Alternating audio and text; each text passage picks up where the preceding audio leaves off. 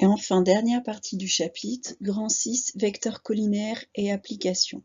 Ce chapitre est dans le programme de seconde, mais comme il est assez délicat, je ne l'impose qu'aux élèves souhaitant poursuivre leurs études en première S, STI2D ou STL, puisque ce sont les seules filières qui utiliseront les vecteurs. Définition.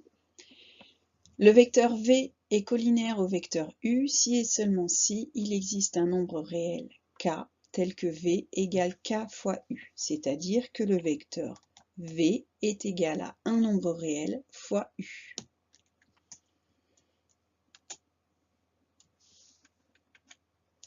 Remarque. Concrètement, si le vecteur U n'est pas nul, alors il est collinaire à V si et seulement si ils ont la même direction. Parce que nous avons déjà vu précédemment que si un vecteur est égal au produit d'un autre par un nombre réel, alors les deux vecteurs ont la même direction, c'est-à-dire qu'ils sont portés par des droites parallèles. Et puis on a un cas particulier qui est le vecteur nul, le vecteur de coordonnées 0, 0.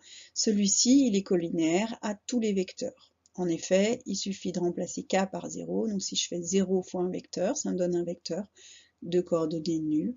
Donc le vecteur nul est collinaire à tous les autres, mais le vecteur nul n'a pas de direction, donc cette notion de vecteur parallèle ou de vecteur de même direction ne fonctionne pas avec le vecteur nul.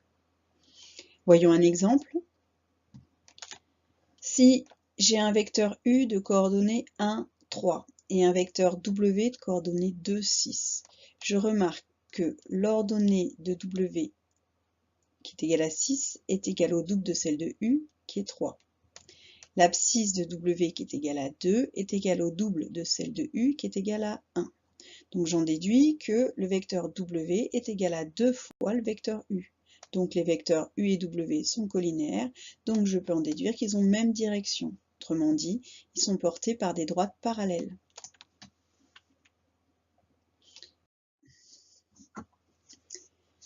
Propriété que nous avons établie ensemble la dernière fois, deux vecteurs U, coordonnées x, y et v de coordonnées x' et y' sont collinaires si et seulement si leurs coordonnées sont proportionnelles. En effet, U et V sont collinaires si et seulement si il existe un réel k tel que U égale k fois V. Autrement dit, x égale k fois x', y égale k fois y'. Donc on a un coefficient multiplicatif qui permet de passer des données x, y aux données x', y'.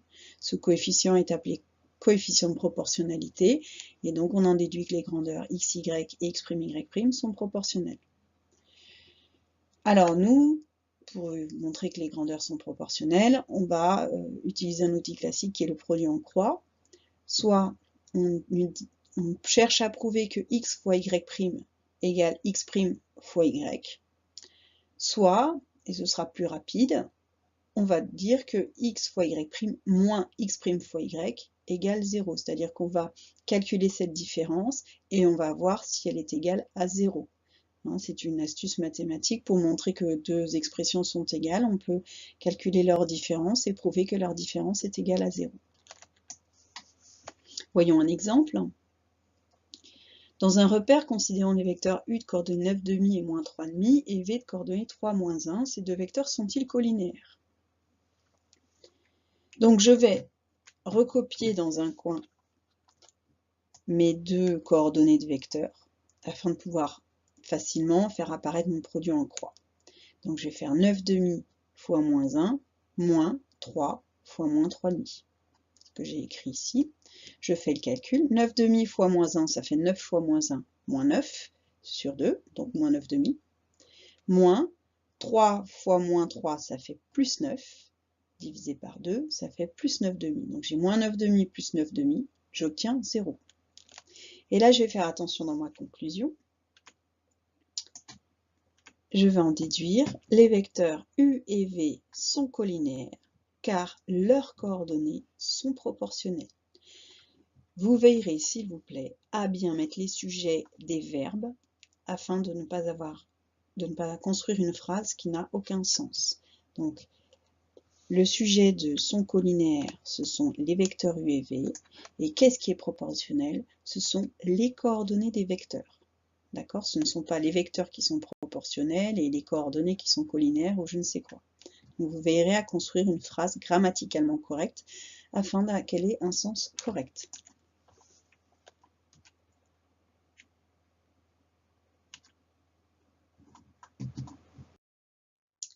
Alors, on a dit deux vecteurs collinaires sont des vecteurs qui sont portés par des droites parallèles. Et c'est là que les vecteurs vont être un outil très efficace pour montrer que des droites sont parallèles ou que des points sont alignés.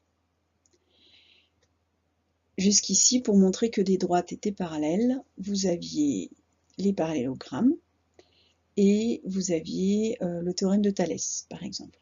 Et là, avec la géométrie repérée, avec des coordonnées de points et un simple produit en croix, on va pouvoir très rapidement déterminer si des droites sont parallèles. Donc c'est vraiment un outil très très efficace. Première propriété, soit A, B, C et D, 4 points du plan. Les droites AB et CD sont parallèles si et seulement si les vecteurs AB et CD sont collinéaires. Là encore, je ferai attention à la syntaxe de mes phrases. Qui sont parallèles, ce sont les droites. Qui sont collinaires, ce sont les vecteurs. Voyons un exemple. Dans un repère OIJ, placez les points A de coordonnées 5, 1, B de coordonnées -4, 4, C de coordonnées -3, -2 et D de coordonnées 0, -3. Conjecturez la nature du quadrilatère ABCD, puis le prouvez. Je vous laisse le faire et ensuite je vous donnerai une correction.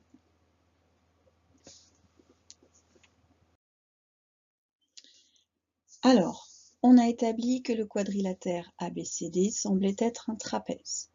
Donc nous allons étudier si les droites AB et CD sont parallèles.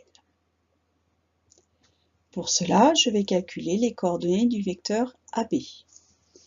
AB a pour coordonnées xb moins xa, c'est-à-dire -4, -5, yb moins ya, c'est-à-dire 4, -1.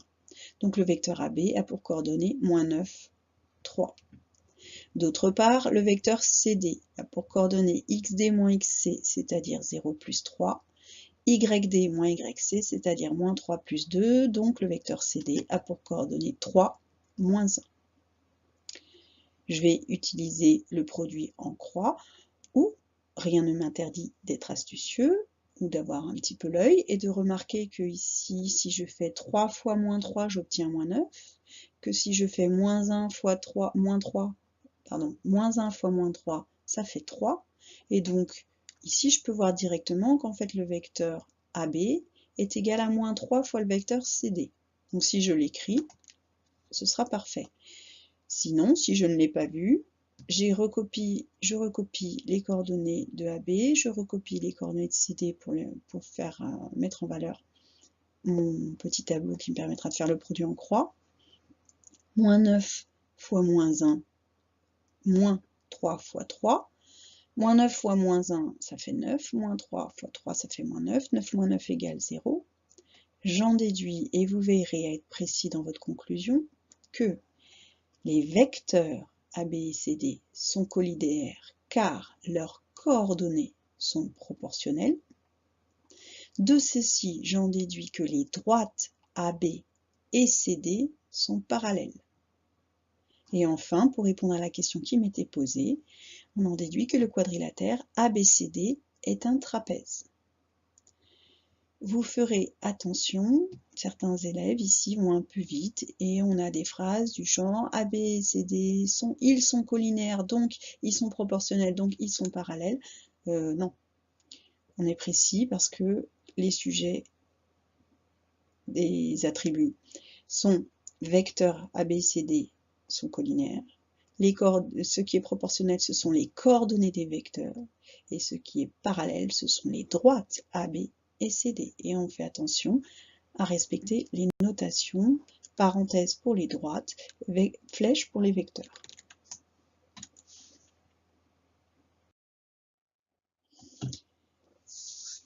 Une autre propriété, 3 points ABC distincts sont alignés si et seulement si les vecteurs AB et AC sont collinaires. En fait, c'est une conséquence directe de la propriété précédente. Si je montre que les vecteurs AB et AC sont colinéaires, j'en déduirai que les droites AB et AC sont parallèles. Or, AB et AC sont parallèles avec un point commun, donc elles sont confondues. Si les droites AB et AC sont confondues, cela veut dire que le point C est sur la droite AB, et donc que les points A, B et C sont alignés. D'accord?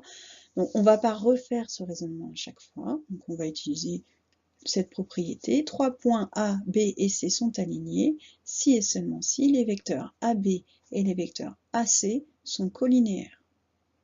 Bien sûr, je peux aussi montrer que les vecteurs BC et BA sont colinéaires, ou CA et CB. Je construis deux vecteurs avec ces 3 points, et je montre que ces deux vecteurs sont colinéaires. Exemple, dans un repère OIJ, on considère le point A de coordonnées moins 3, 3, B de coordonnées 2, moins 1, et C de coordonnées 0 en demi. Les points ABC sont-ils alignés? Je vous laisse faire, et ensuite vous regarderez la correction.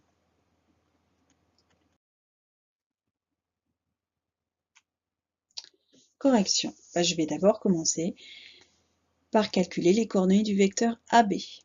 Vecteur AB égale XB moins XA, donc 2 plus 3, YB moins YA, donc moins 1, moins 3. Le vecteur AB a pour coordonnées 5, moins 4. Ensuite, je calcule les coordonnées du vecteur AC. XC moins XA, ça fait 0 plus 3. YC moins YA, ça fait 1 demi moins 3. Donc le vecteur AC a pour coordonnées 3, moins 5 demi. Un petit aparté, je suis allée vite là sur le résultat 1 demi moins 3 égale moins 5 demi.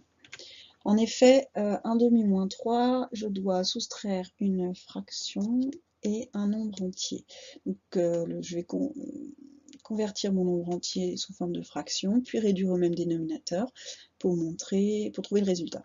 Donc 1 demi c'est 1 demi, 3 je vais l'écrire sous la forme 3 sur 1, 3 c'est donc 3 sur 1 ça fait 3 fois 2 sur 1 fois 2, je me débrouille pour avoir un dénominateur commun qui sera 2, donc 3 en fait est égal à 6 demi, donc 1 demi moins 6 demi égale moins 5 demi. D'accord? Vous n'êtes pas obligé de détailler autant, vous pouvez aller directement de 1 demi moins 3 à 1 demi moins 6 demi égale moins 5 demi, ou même si vraiment le reste de la copie est bon et que vous maîtrisez les fractions, vous pouvez aller directement à moins 5 demi, car ici la situation était assez simple. Maintenant je vais calculer mon produit en croix, donc j'ai recopié les coordonnées de mes deux vecteurs, 5 moins 4 et 3 moins 5 demi. Et je fais le produit en croix, donc 5 fois moins 5 demi, moins 3 fois moins 4. Donc 5 fois moins 5 demi, moins 3 fois moins 4. 5 fois moins 5 demi, je multiplie les numérateurs, ça fait 5 fois 5, 25, avec le moins devant, moins 25 demi. Plus moins 3 fois moins 4, ça fait plus. 3 fois 4, 12. 12, là je vais un peu plus vite sur les calculs fractionnaires. 12 ça fait 24 demi, donc moins 25 demi plus 24 demi, ça fait moins 1 demi. Donc là je remarque que mon produit en croix, enfin ma différence, n'est pas égale à 0. Donc les vecteurs AB et AC ne sont pas colinéaires, puisque leurs coordonnées ne sont pas proportionnelles, et j'en déduis que les points A, B et C ne sont pas alignés.